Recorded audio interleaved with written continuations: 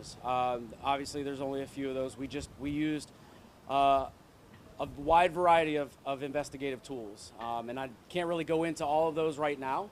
But we used old school, boots on the ground, talking to people, looking for cameras, like I said, evidence on scene, and we just continued to work until yesterday when we located what we believe to be the vehicle. Speak about that suspected vehicle, the suspected driver in this case right now. Right now, all I can tell you is an elderly female.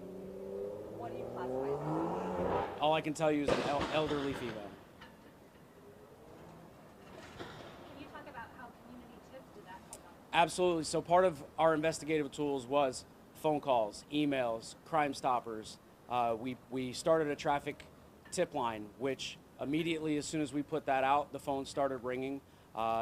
Believe it or not, we're still getting a few who, the great thing is people think they see a vehicle, and even if it's not the right one, it potentially leads us down a good path, and we want to check all of those boxes.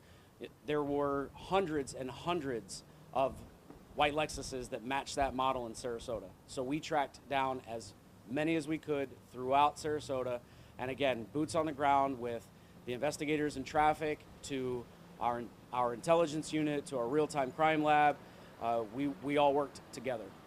We know your job isn't done yet. What will continue to go on? Because we know that we've seen that the car needs to go be tested for further. Yes, so we're going to conduct a search warrant on the vehicle, and basically what we're looking for is any evidence of that crime.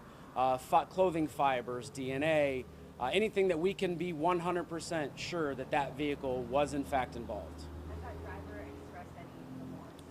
So I can tell you that we've spoken to the driver of the vehicle, and she is being very, very cooperative. Are you working in traffic for so many years?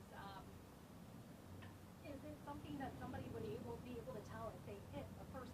Because we do these stories all the time. You know, every crash is different. Every crash that we work, whether it be a basic fender bender to one of this nature, you can't really say what the person's thinking.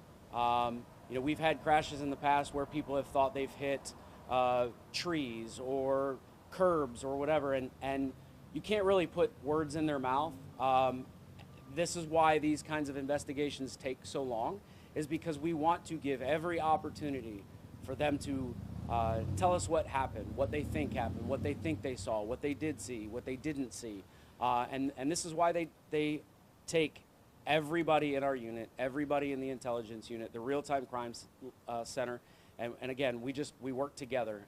This is not a one person, although there's one person's name on a crash report, it's not just one person that does these investigations. I love all the work that you guys have to do. Is there any question of whether or not this was the person who was behind the wheel? And I ask that because, you know, I'm looking at some of the shares of your guys' posts on social, and people are like, where are the charges? Where's the mugshot? Why is this taking so long? What's going on? So the reason it takes so long is because it's still an open investigation. We want to make sure, without a doubt, that the vehicle, that the driver is in fact who was involved. Charges aren't going to be filed overnight because we still have a lot of investigating to do. And I understand the community's concern wanting to know where those charges are. But they also have to understand, in order for us to get it right, we have to take our time. Rushing through things, we potentially miss evidence. Rushing through things, we potentially miss a piece of the story. And in order to put it all together, we have to have the entire thing.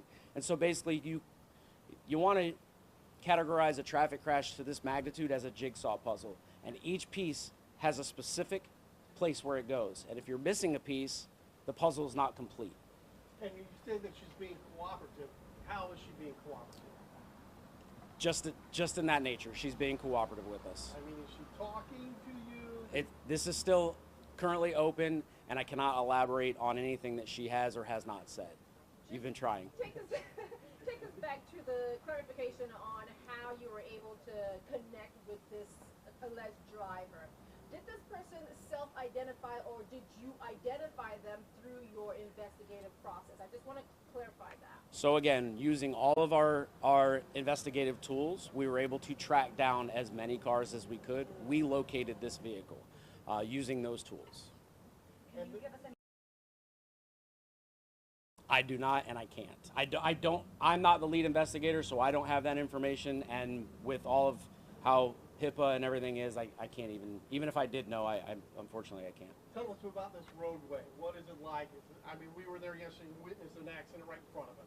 So the stretch of State Road 683 between Fruitville and 10th Street, obviously 10 blocks long.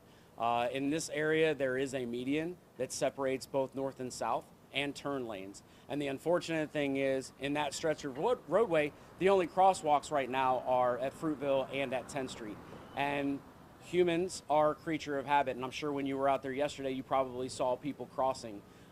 So this is a very highly traveled roadway by both pedestrians, bicyclists, cars, both north and south, vehicles that are pulling out off of side streets, out onto 301. So it is a very, very highly traveled roadway by all road users. Is there a potential to review that area? Because when we were there, in addition to the accident and then the fact that pedestrians are going from Shenandoah to Gillespie, the bars that, you know, the drivers have to go up to, you can't see left or right very clearly. So is there potential to review that area? So yes, every roadway in the city is always under review for extra markings, for additional paint. Sometimes that paint fades over time. Those are things that the city is constantly doing through traffic operations. Every officer who is on the street has the obligation, if they see that certain signs are missing, stop signs or red lights that are not, we make note of that. We send that through as an employee observation. Those things go through traffic ops, and they're fixed from there. So yes, it is always, every roadway in the city, whether it be a state road that's handled by Florida Department of Transportation or a local road by the city of Sarasota, they're always looking for improvement. Has this elderly been lawyered up yet? I can't tell you that. Is there anything else you need from the public? I just want to reiterate that we at the police department are so grateful for our community who has been watching this and helping, and the phone calls and the tips. You know, we can't ever say which tip it was that led us to this crash or the next crash or a previous crash, but every tip matters. Even the smallest little tip, the citizens may not think that it's a big deal, but on our end, when we're putting that puzzle back together, sometimes it makes that much of a difference. So it's safe to say that they were not in a crosswalk? No, they were not. So they were crossing the street, do we know? We know that they were in the roadway at the time of the crash. So some of the blame could be on them? I'm not going to say because there still is a lot to go through. Directions of travel and everything without going into things that we're still looking into. Do we have any insight as to why the driver didn't stop yet? Have you? I can't talk about that right now. Okay, and speaking about hit and runs, any, you know, advisory? I mean. So, yes, we've actually been discussing hit and runs for a long time, and we've been trying for years to get it out there. And the unfortunate thing with a lot of crashes is when it is a hit and run, people get scared. We understand that. But when you leave is when the tables turn. When you leave and whether it be a small fender bender or an instance like this, the best thing to do is to just stop. A lot of times in the past, we've seen people who have been involved in crashes who did nothing wrong until they left. So every crash is different, and we're still working on this one to find out all the questions that I wish we could talk about. We're still working on coming to a conclusion on those.